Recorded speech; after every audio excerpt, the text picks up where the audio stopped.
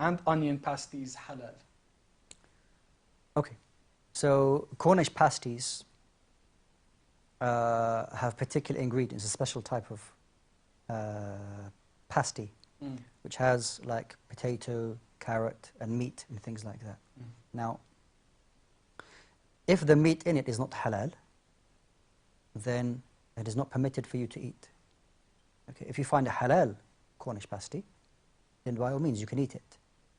This is the first one.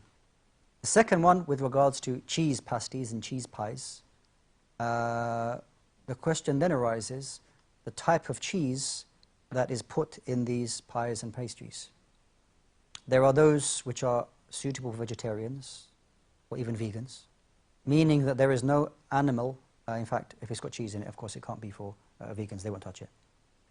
But if it has no rennet in it, no animal rennet in it, which is a type of product that's taken from animals to curdle the cheese in a particular way, okay? The issue is that, are you allowed to consume these cheeses that has rennet in it, whether it's a cheese pasty or even the cheese for that matter? This is a difference of opinion amongst the scholars, but it is authentically narrated that the Sahaba, radiallahu anhum, that they ate particular cheeses that was given to them by Magians. They're non-Muslims. The cheese that had rennet, animal rennet in it. However, the companions radiallahu anhum were aware of that and they ate it. Okay?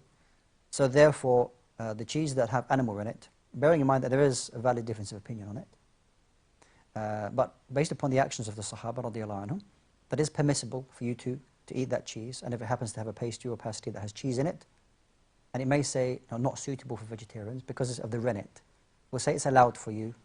And Allah subhanahu wa ta'ala. Thank you, Shaykh. Our next question is it part of the sunnah to do ruqya on someone? I'm aware we covered this yesterday, Shaykh, but if you don't mind answering it again, and then we can get into some new questions from today, inshallah. Inshallah. What's the question? It was, is it part of the sunnah to perform ruqya on someone? Okay. Yeah, so the ruqya, or performing the ruqya, is a sound practice in al-Islam. And this is with certain conditions, and that is that you use the Qur'an, seeking shifa, seeking benefit from Allah subhanahu wa ta'ala through the recitation, and using sound du'as from the Prophet sallallahu alayhi wa sallam. So ruqya is permissible, inshallah ta'ala, with the correct conditions. Allah knows best. Jazakallah khair, Shaykh. Just because we're on the topic of ruqya, Shaykh, the understanding maybe to many of us that ruqya is specifically for possession, black magic, ayn, and such things. Is ruqya, is that the kind of the limit, or how we should understand ruqya, or is there more to it? Yeah, there is more to it.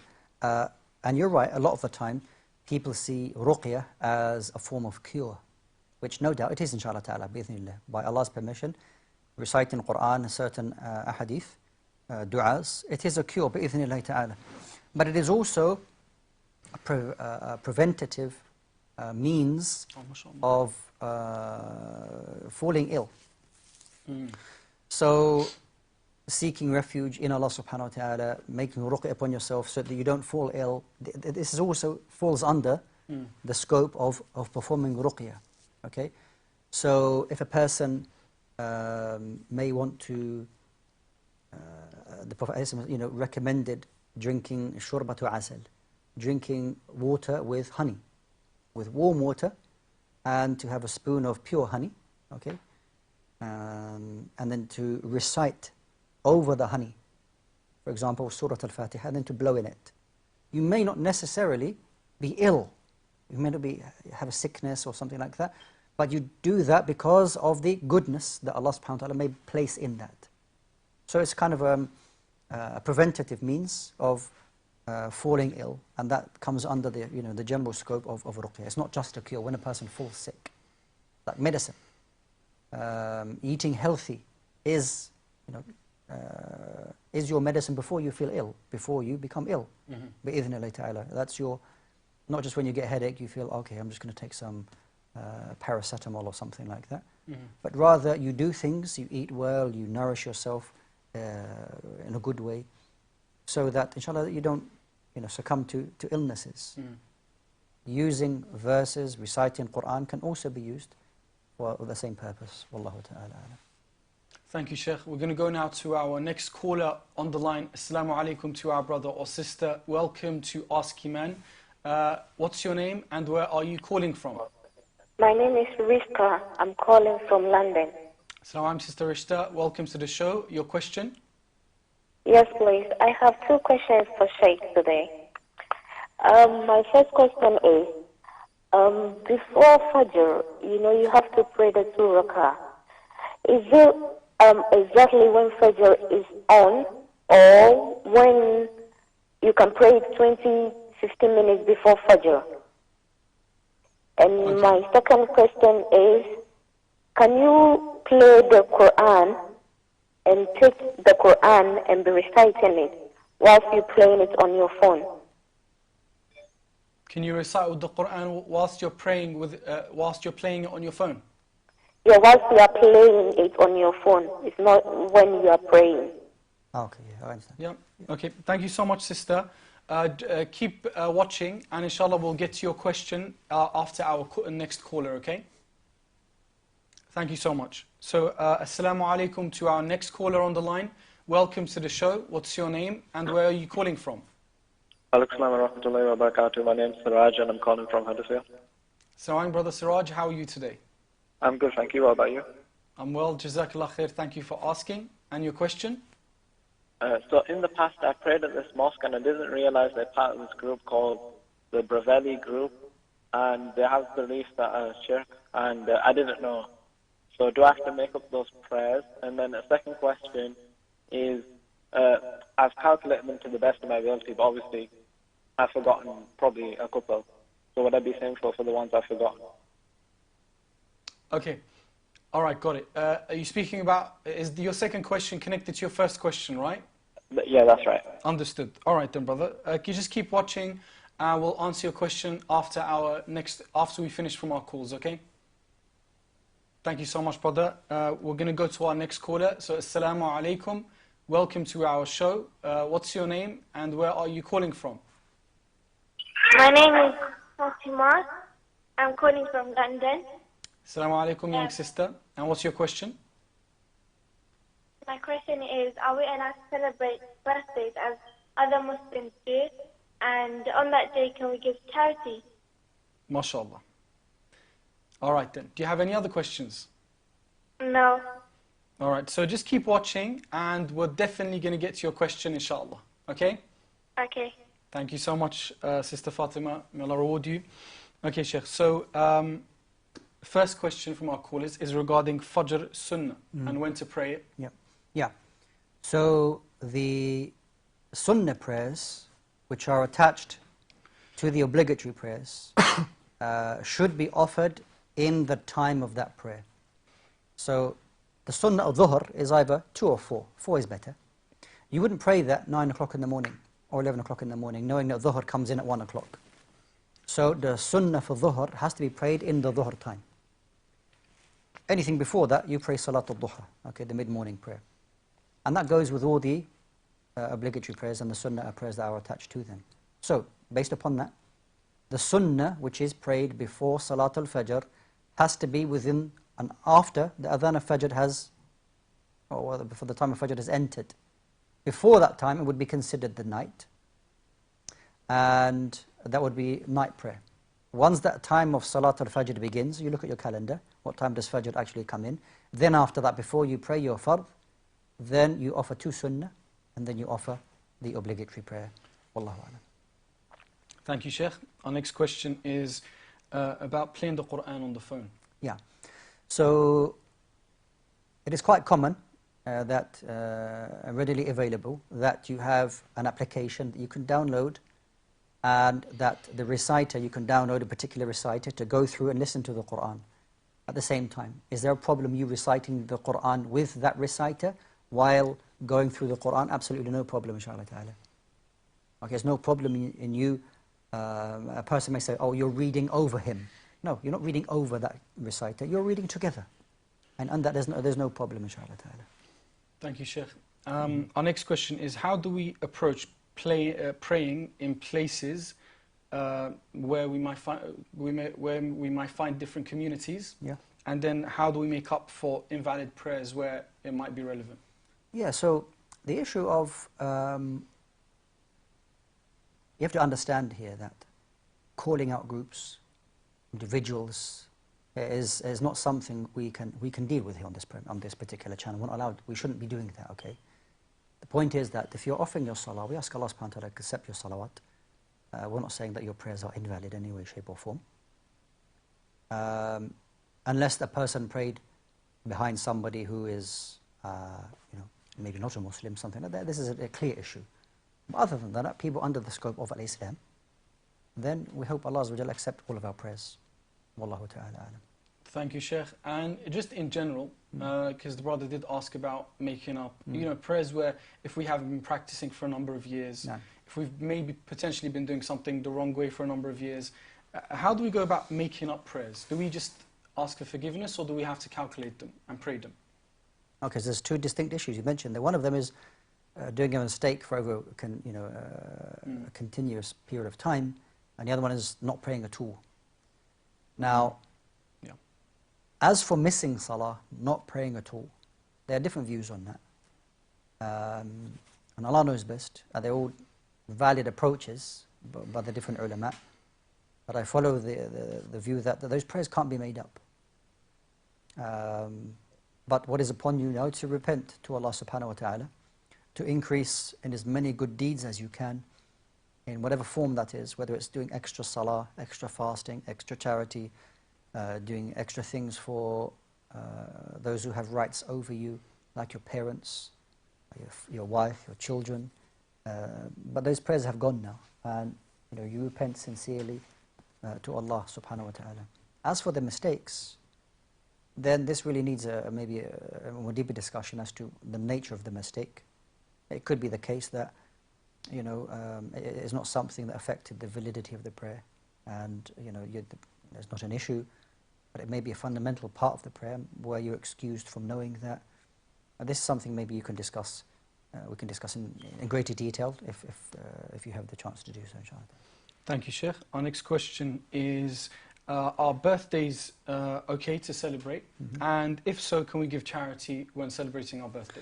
Yeah, so we don't choose our birthday for me to give charity. The Prophet ﷺ didn't direct us to do that. You can give charity at any time. Okay, that's the first thing. Give charity at any time. Don't specify, on my birthday I'm going to give charity. Don't do that. Secondly is the issue of celebrating birthdays. The issue, I did say that they say we don't celebrate birthdays. Okay, this wasn't, there's a couple of ways of looking at this. You can also, and quite easily, go back to, did the Prophet ﷺ celebrate it? Did the Sahaba? Was it within their culture or things like that? Then it wasn't. Okay, in Western culture, it is part of their celebration, part of their things that they do, whether it's religious or not. But you also have to look at the impact of that and how that impacts the Muslim. So I think it's better, and Allah knows this, is to avoid birthdays. And not always the actions of Muslims is a proof for us, but rather we find the proofs within Islam, and Allah knows best. Thank you, Shaykh, for your answer. Thank you so much to everyone who's called so far and sent their questions, brothers and sisters. We're approaching our next break now. So we're going to be away for a few minutes. Once we're back, give us a call on 0203 515 0769. Otherwise, you can send us questions on our WhatsApp number, which is 074 2239 8833. For now, stay tuned. Wassalamu alaikum wa rahmatullah.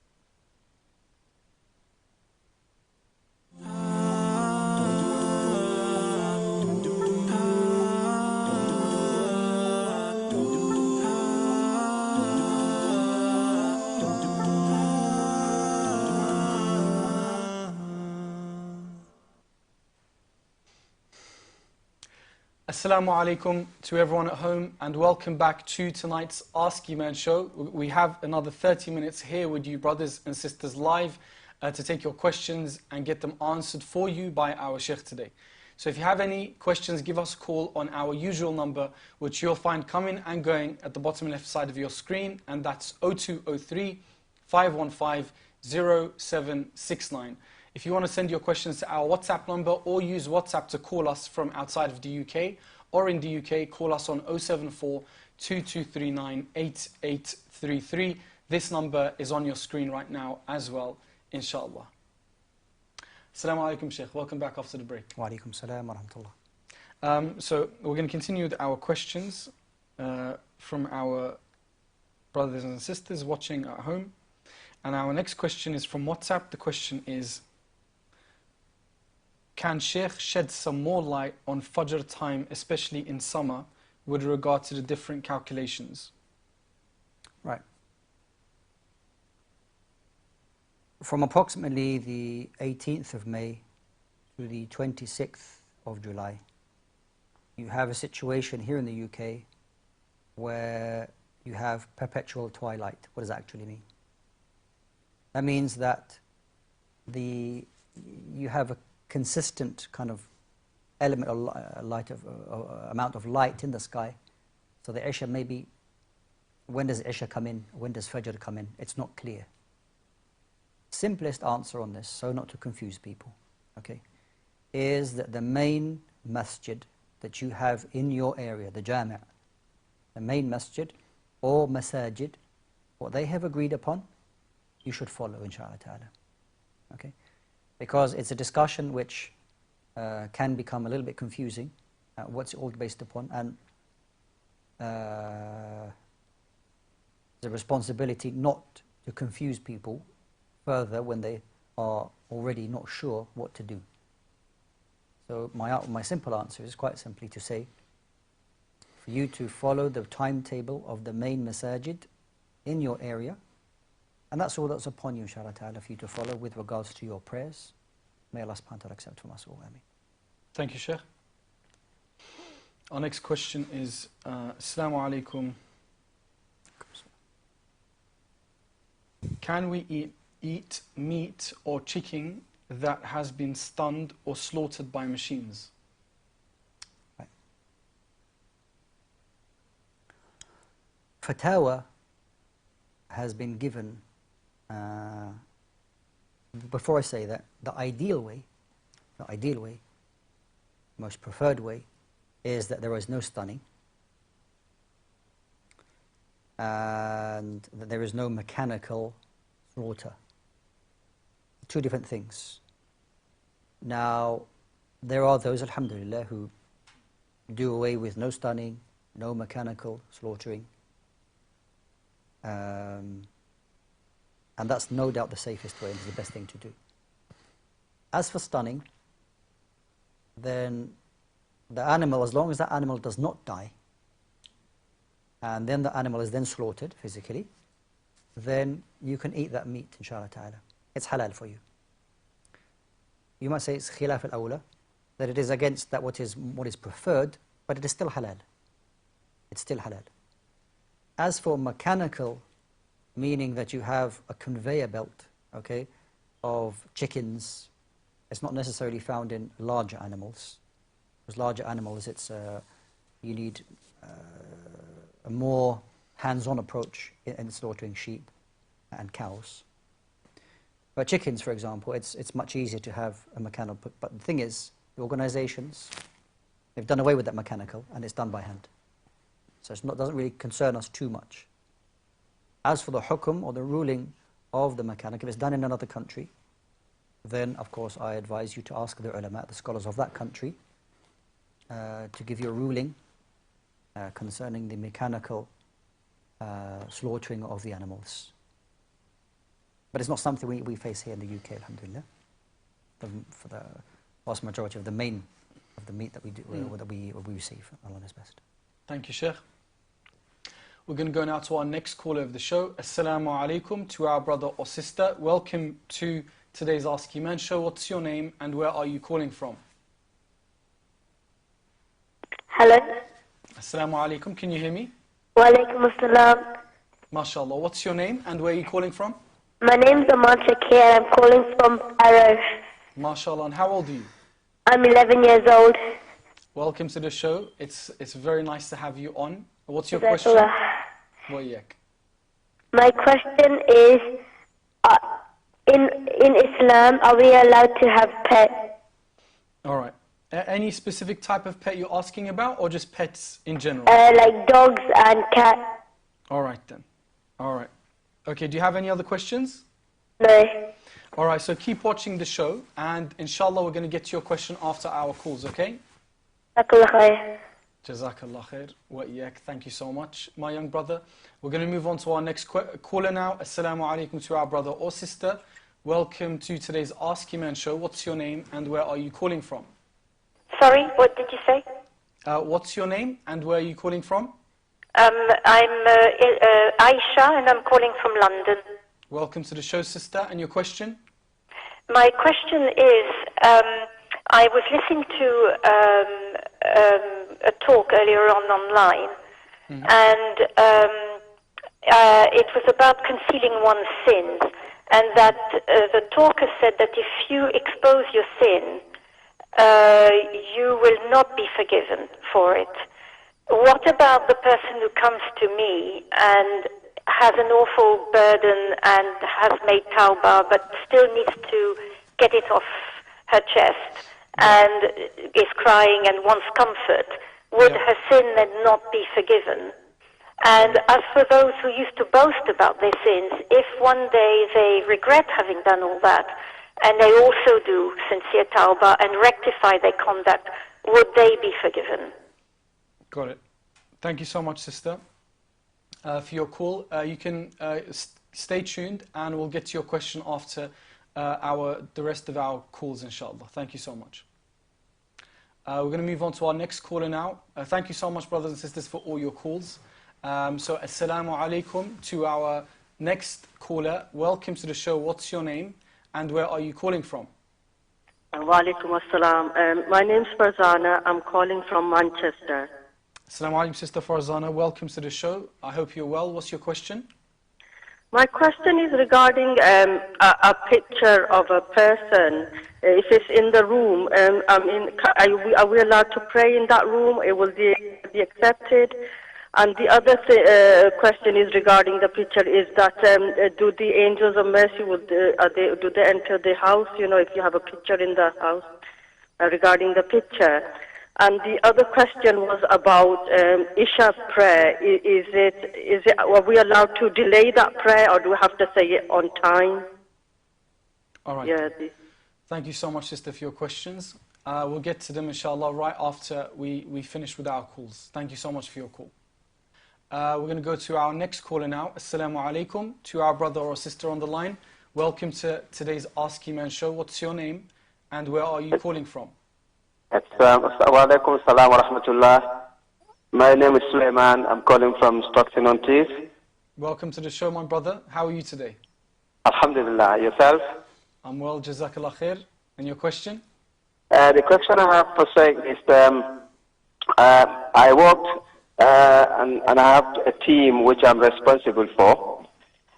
They have company credit card which they use, and every expenses they undertake, I approve them. I don't have a credit card. I didn't take it because of the interest issue. Is it acceptable for me to be approving their credit expenses? Okay. Got it. Understood. Right. Do you have any other questions? All right. Thank you so much, my brother. All right. So we're going to go to our next caller now. We promise, inshallah, everyone who's asked a question so far, we're going to get to your questions right after we get done with our calls. We just don't want to lose anyone's questions, inshallah. So, assalamu alaikum to our brother or sister on the line. Welcome to today's Ask Eman show. What's your name and where are you calling from? My name is Zaid and I'm calling from London. MashaAllah, brother Zaid. How are you today? I'm okay, alhamdulillah. How are you? Alhamdulillah. I'm well. Thank you so much for asking. How old are you? I'm 12. One more time? 12. 12 years old, mashallah. I remember being 12. It was yesterday. And your question? Okay. I got two questions. Yeah, you can go ahead. Okay. First question is, with our Prophet, now, the first question is, if you die while you're dreaming and you see yourself with your family, does your soul stay in that dream? One more time. Did you say if you die whilst you're dreaming? Brother Zaid, I think, Brother Zaid, do give us a call back. I don't know why, but we lost your call. So call back. I'd love to hear your question so we can get it answered, inshallah. So we're going to get started, Shaykh, with our questions. Our first question was from our young brother who asked, is it permissible to have pets in Islam? Yeah. The Prophet ﷺ said, في كل كبد رتبة أجر, that in every living thing that there is a reward. And as long as you are looking after that pet, giving its rights, feeding it, keeping it warm, whatever needs it has, you look after it, then there's no problem, inshallah ta'ala, in keeping pets. As long as those pets are something which is not something that we find Islam specifically says, do not have that in your home, like dogs, for example. The Prophet ﷺ said, whoever keeps dog in their home will lose a qirat, or lose a mountain's worth of reward per day. Wow. So keeping dogs is in your home as pets is not permitted. And it was clearly mentioned that dogs can be kept for specific reasons. So for example, for hunting and for farming, these are some of the reasons that you can keep dogs. As for the justification for guard dogs, for example, now there may be, by base of analogy, I don't want to go too deep because there is a young brother asking the question, but in general, yes, you can keep pets, okay? Not dogs. If you want to keep a cat, absolutely fine, inshallah. You want to keep a canary bird, you can bear the noise, then no problem. You want to keep fish, look after them, no problem, inshallah. There's a great reward in that. Thank you, Shaykh. Our next question was from Sister Aisha, who asked about people who may speak about sins because they want to share advice and maybe just get it off their chest because it's difficult to not speak about it. Yeah. How is that? Does that fall under exposing your sin? And then the other side of it, of people that boast about sins later, if they're regretful and ask forgiveness, is that forgiven? Okay. So this both questions relate to a hadith of the Prophet ﷺ. كل أمتي معافى إلا المجاهرين. That all of my ummah are forgiven. Their mistakes are overlooked, except those who boast and are open with their sins. Now, the understanding of this is that a person has no care for what they did, meaning they commit the haram, and they will just tell others in a boastful manner, in a careless manner, okay, not fearing Allah subhanahu wa ta'ala, telling, oh, I did this haram.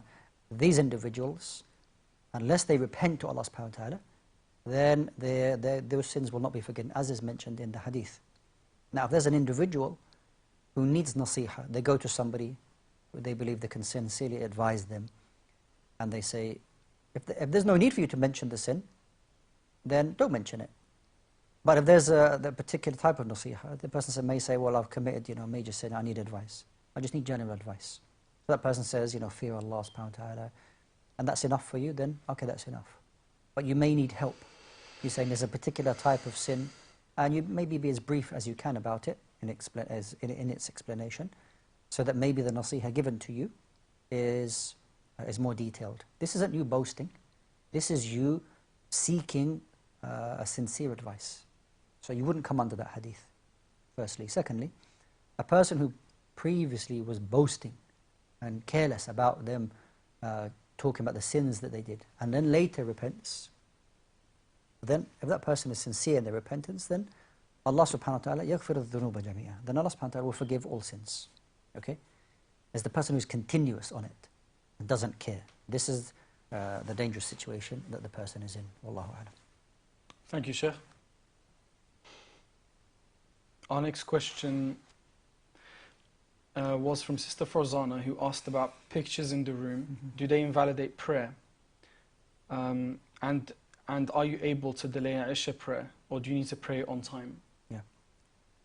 So, having pictures in the home hanging up should be avoided. You should not have any pictures hanging up in your home. There are a number of narrations which mention having dogs in the home and having pictures. This may prevent malaika coming into your home.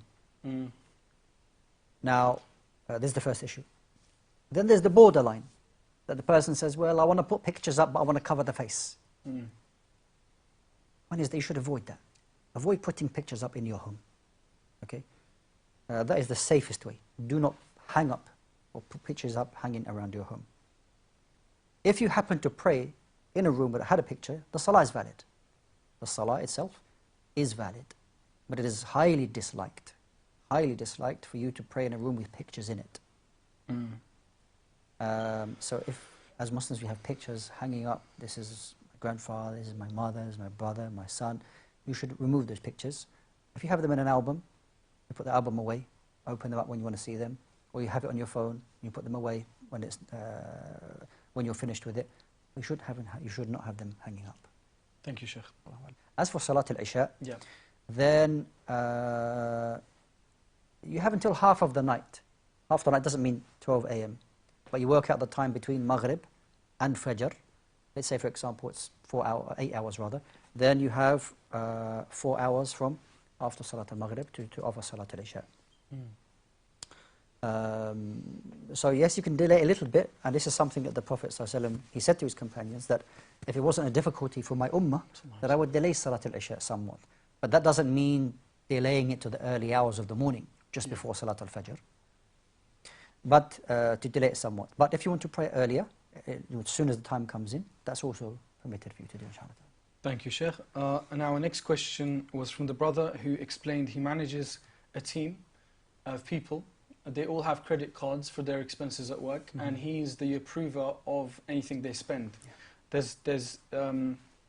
There's usury. Yeah. Did he say a facilitator of what they spend? Or because he's the facilitator, the approver for them to get the credit card. Yeah, so if they spend money, he's the one who signs off to say that's approved that they've spent that money. Right, well, how credit cards work is that if a person is given a credit card, then that person will have a spend limit, £500, £1,000, £1,500, and that person is free to use that card, okay, up to the amount. They don't need permission to spend the amount, the limit that is given to them. If that, however, you are the approver to give these cards to people, then obviously they are entering into a contract, which is a ribawi contract, which is an issue. And if you are facilitating that, then also this is an issue. Okay, so if you are the actual one who's approving a contract for them to get involved in a ribawi contract, okay, the person may say it's interest-free credit, okay, for 6 months, 9 months, 12 months. The point is that within the contract there somewhere, okay, there is an interest, ribawi kind of condition within that, therefore, that this is a problem. Okay, this is an issue. So in general terms here, I'm saying that from what I've heard and understand, this is an issue. And maybe it's better for you to then speak to a financial specialist, so you can explain exactly how it works for you to get the detailed answer regarding your particular job. So my answer is general. And Allah knows best. Thank you, Shaykh. Our next question is from WhatsApp. The question is, Assalamu alaikum. Is it permissible for a woman to have permanent hair removal on the arms, legs using laser, meaning the hair won't grow back again? Yeah, well, that's what permanent means, doesn't it? So, it is natural for hair to grow in the human body at certain places. Now, if it is proven that if this procedure is done, does not cause any long-term, short-term or long-term damage to you, then in principle it's allowed, as long as it is the type of hair which is allowed to be removed. Okay, so if it's on your arms or your legs or something like that, then okay, in principle it's allowed upon the condition that, that there is no long-term or short-term damage to your body. If there's harm that comes to you for doing that, then it wouldn't be allowed for you to do that. So you need to get medical professional advice concerning that procedure, because there are, with regards to, and it comes under the general of like plastic surgery and all this kind of beautification surgery. Okay, it's very important that you go to and seek professional advice on this issue. Not necessarily because, you know, we've heard there are stories that people going abroad and finding people who are not qualified to do those procedures and then causing them harm. Okay, so this is a very, very important point. And seeing that it is not an absolute necessity for you to do that, meaning that you can remove hair with razors and things like that. Yeah, of course, there may be some form of kind of toil in doing that, but nonetheless, you know, this is how Allah Azza wa Jal made us. And removing this hair is, if it's part of the fitrah, removal of the hair, in which we were advised to remove from the advice of the Prophet ﷺ, then okay, fine. But with regards to lesbians, be very, very careful. If there's, as I mentioned, some damage that can be caused to you, then you're not allowed. If there's no damage to you, then in principle it's allowed for you to do. Allahu A'lam. Thank you, Shaykh. For everyone watching at home, brothers and sisters, if you'd like to give us a call and ask your questions, you're able to by dialing 0203 5150 769. And with that, we're going to go to our next caller of the show. Assalamu alaikum to our brother or sister on the line. Welcome to the show. What's your name and where are you calling from? Assalamu alaikum. Can you hear me? Wa alaikum salam. Salam, sister. Welcome to the show. Thank you. And your question?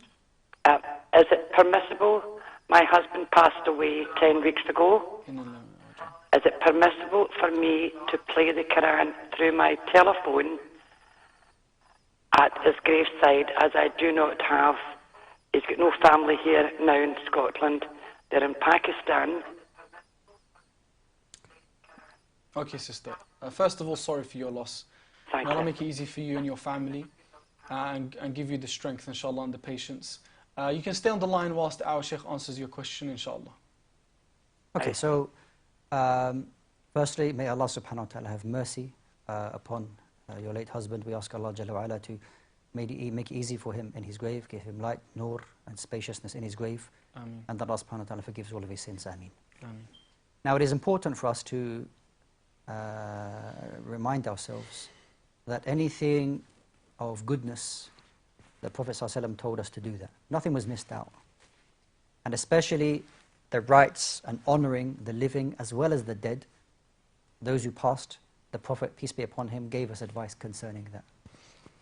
Now, if a person visits the grave, there's a number of things we remember. Number one, the Prophet ﷺ told us that visit the graveyard, and it is permitted for a sister to visit the graveyard, not too frequently, but to go from time to time. It's okay, inshallah ta'ala, as long as it's not too emotional for her, she loses, you know, herself, and there's some control. I'm not saying that you go there, you need to be like a rock, and there's no tears, because you know, it's normal.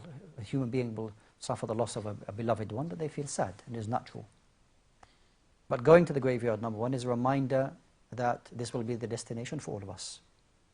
And secondly, that when you are there, that you make dua for the deceased, that you ask Allah subhanahu wa ta'ala to forgive, to have mercy, to overlook the sins and the mistakes of that deceased. And raising your hands when making dua is permissible at the graveyard. However, you face the qibla, you don't face the grave. You face the qibla when making dua, asking Allah subhanahu wa ta'ala to forgive that individual. And at the same time, you can make dua for all the Muslims that are buried there. That is what will benefit them, inshallah ta'ala. It's one of the best things that you can do, is make dua, supplicate, oh Allah forgive them, make it easy for them, okay? As for playing the Quran at the graveside, this is not something that the Prophet ﷺ instructed us or guided us to do. Because this won't benefit the deceased. Having or playing the Quran next to the grave. Best thing for you to do is for you to make a dua for them. Okay, and if there are other things you can do, of course, for the deceased, is set up maybe a continuous charity, or if somebody can perform Hajj or Umrah on their behalf, that can also be done. Yeah. So you don't play the Quran there, but rather make dua for them. And Allah knows best. Thank you so much, Shaykh. Thank you, sister, for your call. Are you still on the line? Or somebody can perform Hajj or Umrah on their behalf. That can also be done. Does that answer your question, sister? You don't play the Quran there, but rather make dua for them. All right, thank you so much for your call. May Allah reward you. Okay, we're going to move on to our next question now. Our next question, Shaykh, is... okay, we have less than a minute of the show left, so... okay. This will be our last question of the show. Inshallah. So, can Shaykh shed... Actually, we've asked that. Is it permissible to fast on a Friday? Okay, so a person who intentionally wants to fast on the Friday, they shouldn't do that. They should fast the day before it or day after it. But if they're making up an obligatory fast or fasting a specific day, like Shawwal, you're not fasting because of the Friday, then that would be allowed for you to do, okay? But remember the difference between the two. You're not fasting for Friday because of the Friday. If you want to do that, then you should fast one day before or one day after, so Thursday, Friday, and Friday and Saturday. The other ones are permitted, inshallah. Thank you, Shaykh. That brings us to the end of our show. Thank you, Shaykh, for joining us. Thank you, everyone who's called in, sent their questions. We'll be back on Tuesday at 8 p.m, inshallah, and we'll cover the rest of the questions then. For now, Assalamu alaikum.